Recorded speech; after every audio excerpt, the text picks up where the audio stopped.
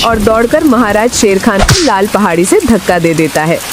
शेर खान हवा में उड़कर दूसरी तरफ पहाड़ी से टकराकर गहरे पानी में गिर जाता है। ये सब शेरू लकड़बग्घे की तरफ दौड़ता है। भेड़िए भी उसकी तरफ दौड़ते हैं।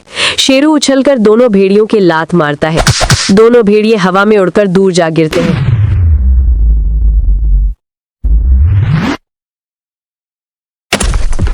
सुंदरबन जंगल में सुबह के समय सभी जानवर शांति से भोजन कर रहे थे, क्योंकि उनका राजा था शेर खान। शेर वो बहुत ही दयालु था। ऐसे ही वक्त गुजरता गया। एक रात जंगल में बहुत बारिश हो रही थी। चारों तरफ पानी ही पानी था। तभी जंगल का राजा शेर खान लाल पहाड़ी से फिसल जाता है। पहाड़ी से फिसलने के बाद उसके बहुत चोट आती है, जिसके बाद डॉक्टर भालू उसका इलाज करते हैं। सभी जानवर बहुत परेशान थे। शेर खान का पुत्र था शेरू। वो बहुत ही डरपोक था। राजा शेर खान की तबीयत बिगड़ती जा रही थी। सभी जानवर बहुत परेशान थे, लेकिन एक था लकड़बग्घा जग्गू।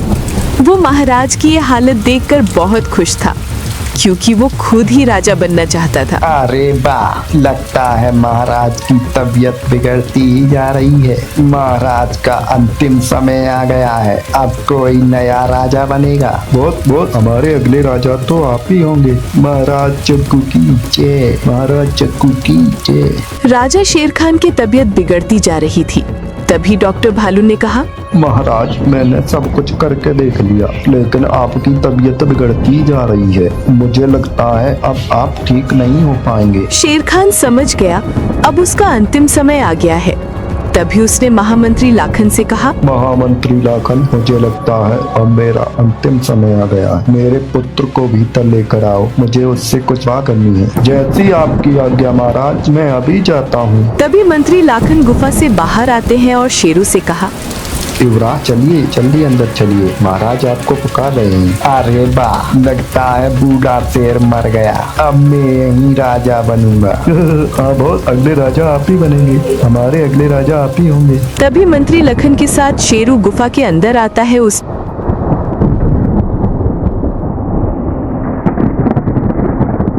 पिता से कहा, आपको क्या हुआ पिताजी? आपके ये चोट कैसे लग गई? आप ठीक तो हो जाएंगे ना? सुनो पुत्र, मेरा अंतिम समय आ गया है। अब मुझे जाना होगा। आज से तुम ही हो इस जंगल के राजा। तुम्हें ही सभी जानवरों की रक्षा करनी है। नहीं पिताजी, आप मुझे छोड़ के नहीं जा सकते। अभी मैं बहुत छोटा हूँ, मैं जंगल की रक्षा नहीं कर पाऊंगा। चिंता मत करो पुत्र, इसमें तुम्हारी सहायता लाखन काका करेंगे, और मैं तुम्हारे साथ हमेशा मेरे आशीर्वाद के रूप में रहूंगा। जब भी तुम मुझे पुकारोगे, मैं अवश्य आऊंगा। अपने पुत्र को जिम्मेदारी सौंपकर शेर खान मौत की गहरी नींद सो जाता है। अगले दिन सभी जानवरों की सभा होती है। तभी महामंत्री लाखन ने कहा, सुनो भाइयों, हमारे महाराज शेर खान के जाने के बाद हमारे नए महाराज होंगे महाराज शेरू। हमारे पुराने महाराज के वचनों के अनुसार आज से यही हमारे राजा होंगे। अपने राजा की बात को मानकर गजराज हाथी शेरू का तिलक करते हैं और उसे राजा बना देते हैं।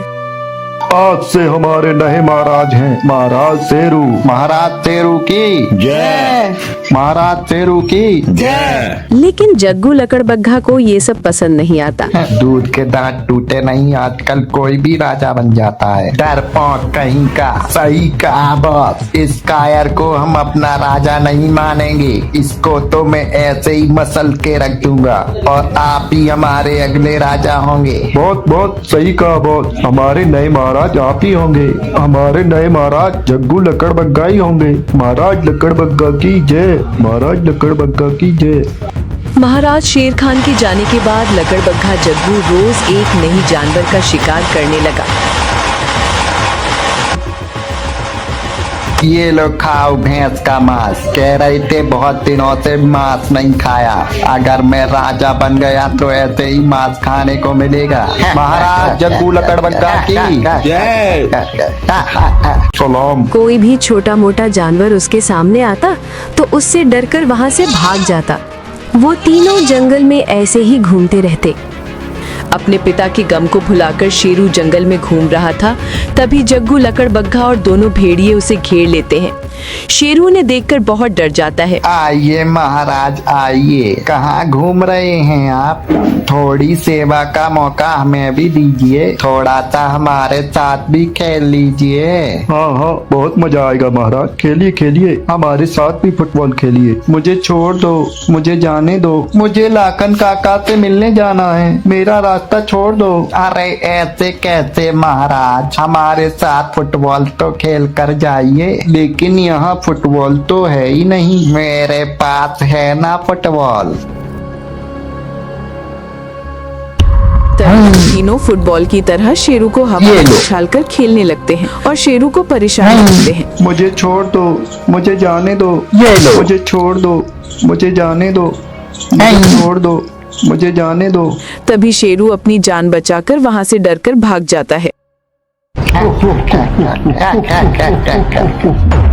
इधर सभी जानवर लकड़बग्घा से परेशान हो गए थे। सभी जानवर मिलकर सभा बुलाते हैं। हम जग्गू से बहुत परेशान हो गए हैं। मैं जंगल में घास चर रही थी, तभी वो तीनों वहाँ आ जाते हैं। जैसे तैसे जान बचाकर मैं वहाँ से भागी हूँ। अगर शेरू हमारी रक्षा नहीं कर सकता तो वो किस बात का राजा? हम जैसे छोटे जानवरों का क्या होगा? वो तो हमें ऐसे ही मार देगा। इसका कौन करेगा? सही कहा लालू, लेकिन हम जैसे साधारण जानवरों को कौन बचाएगा? शेरू को राजा बनाने के बाद से ही उनका आतंक बढ़ता जा रहा है। शांत हो जाओ भाइयों, महाराज शेरू को हमारा राजा हमारे शेर खान महाराज ने चुना है। उन्होंने कुछ सोच समझकर ही चुना होगा। सुनो भाइयों, हमारे महाराज के फैसले पर भरोसा रखो। वो जो भी फैसला लेते हैं वो भविष्य के लिए अच्छा होता है। लेकिन शेरू हमारी रक्षा नहीं करेगा तो हम किसके पास जाएंगे अपनी सुरक्षा के लिए? इस बारे में बात करने के लिए हमें महाराज शेरू के पास चलना चाहिए।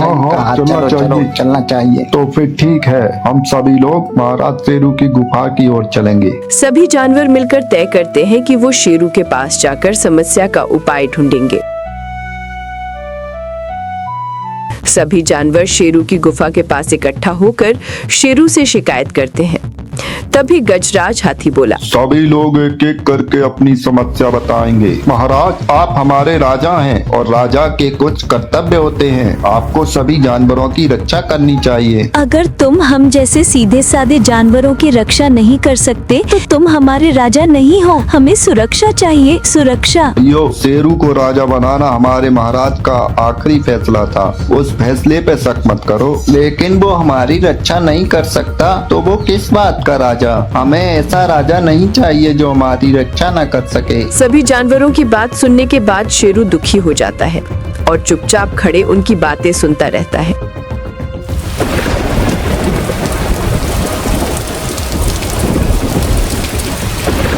सभी जानवरों की शिकायत के बाद शेरू बहुत दुखी हो जाता है और अपने पिता के बारे में सोचता है। मुझे मेरी माँ छोड़कर कहाँ चली गई पिताजी? क्या आप भी मुझे छोड़कर चले जाएंगे? पुत्र, तुम्हारी माँ तुमसे बहुत प्रेम करती थी। अब वो जहाँ भी हैं बहुत खुश हैं। तुम्हारी माँ वो तारा देख रहे हो, उस तारे पर गई हैं। मुझे भी एक दिन वहीं जाना है पुत्र। जब भी तुम्हें मेरी याद आए यहाँ खड़े होकर जोर से पुकारना, मैं तुम्हारे सामने आ जाऊंगा पुत्र।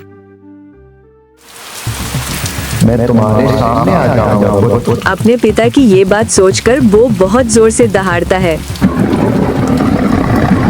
कहाँ हैं आप पिताजी? आइए मेरी मदद कीजिए। आपने बोला था जब भी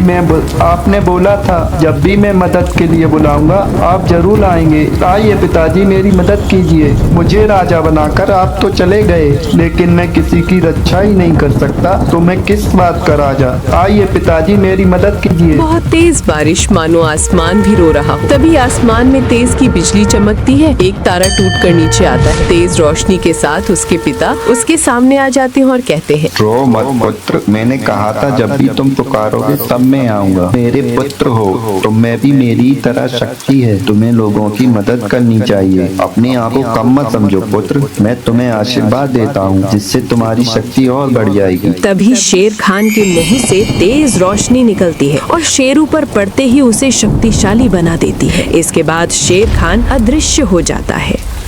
तभी शेर खान उनके सामने आता है।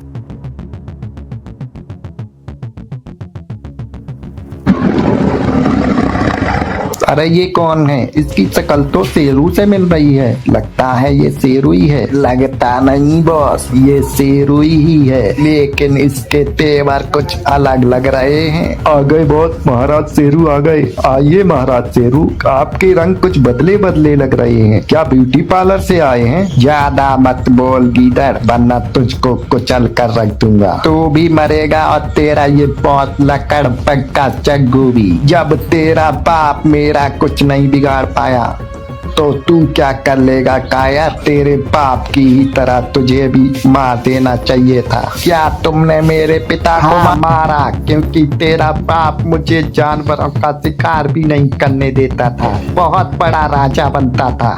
अरे वाह, आज तो खरगोश का शिकार खाने को मिलेगा। मजा आ गया। आओ बेटा तुम्हें खाऊं, मैं लकड़बग्गा मत हो जाऊं। वहीं रुक जाओ जग्गू, किसी भी जानवर को हाथ लगाया तो मुझसे बुरा कोई नहीं होगा। ये जंगल में कोई किसी का शिकार नहीं करेगा। इस जंगल का राजा मैं हूँ शेर खान। उसी दिन मैंने सोच लिया था, एक दिन ये मेरे हाथों से मरेगा। क्या आपको पता है शेरू के पिता को लकड़बग्घा जग्गू ने मारा था? ये बात है उस रात की जब जंगल में बहुत बारिश हो रही थी। महाराज शेर खान पेड़ के नीचे आराम कर रहे थे। तभी लकड़बग्घा जग्गू दौड़ता हुआ वहाँ आता है और कहता है, महाराज आप यहाँ आराम कर रहे हैं, लेकिन वहाँ बुलबुल बकरी की जान खतरे में है, जल्दी चलिए। क्यों, क्या हुआ जग्गू? साफ साफ बताओ। महाराज बुलबुल बकरी लाल पहाड़ी से नीचे गिर गई, हमें उसकी मदद करनी होगी, जल्दी चलिए। तभी महाराज शेर खान दौड़ते हुए लाल पहाड़ी की तरफ जाते हैं। अरे वाह, आज तो महाराज फंस गए, अब आएगा मजा। का का का का का का का का का का का।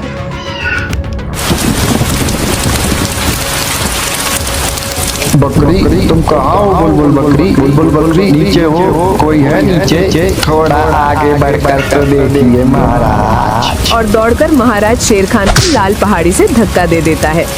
शेर खान हवा में उड़कर दूसरी तरफ पहाड़ी से टकराकर गहरे पानी में गिर जाता है।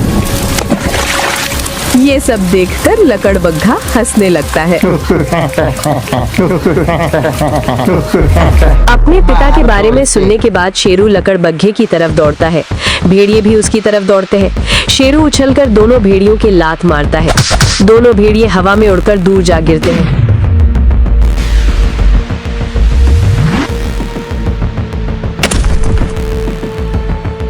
शेरू को अपनी तरफ आता देख लकड़बग्घा जग्गू भागने लगता है। शेरू भी उसके पीछे दौड़ता है।